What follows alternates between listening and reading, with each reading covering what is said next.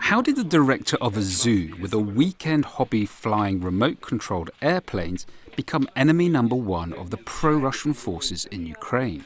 Yuri dedicated his life to caring for the animals at the zoo in Odessa until last year, when he was forced to leave his position after refusing to become complicit in a corruption scheme. Yanukovych didn't understand one thing. The zoo director is a guard for the animals, and a guard cannot be stealing. He had to be a guard. You can deceive people, but you cannot deceive animals.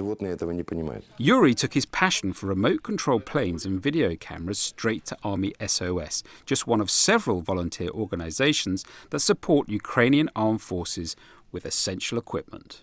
Now he travels to the front line to spot enemy positions and guide in artillery fire, something he says that has made him unpopular among the Russian spies that he says operate in the Donbass area. When I was there, they announced me to be enemy number one because I traced down a Russian center full of military equipment. The volunteer stopgap is urgently needed. Last year, the Kiev Post newspaper published a photo of Red Mullet, the nickname of a Ukrainian soldier who goes to war wearing completely donated gear. It highlighted the severe shortfall in equipment that the Ukrainian government can provide to their soldiers. At Patriot Defense, a non-governmental organisation dedicated to training soldiers in giving first aid training and equipment, volunteers say the soldiers' situation is grim. They get very little from the government. They get small first aid kits that just have old rubber Soviet tourniquet and one bandage.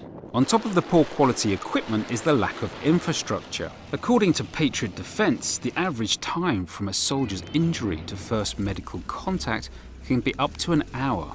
And from there it can be a further 2 days to a field medical surgical hospital. The Ukrainian Ministry of Defense says this is a legacy of annual cuts in the armed forces dating back to the collapse of the Soviet Union, and only halted after Yanukovych's government was ousted.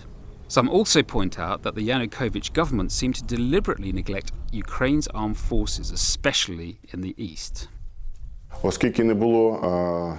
Since there was no apparent evidence of any danger from neighbors, the process of shortages continued up until the last year. When Russia invaded Crimea, Ukraine was caught off guard. This has made the fighting volunteers even more important. The help of volunteers was especially felt in the first months of the conflict for supplying the army with helmets. But for the volunteers at Army SOS like Alina, who gives up every weekend to help, the most important thing is there is no time to wait for government support. We have no communication with the government. We are independent volunteers. We know that the government is probably doing something, but we don't see any result. And maybe it's easier for us to do what we are doing independently.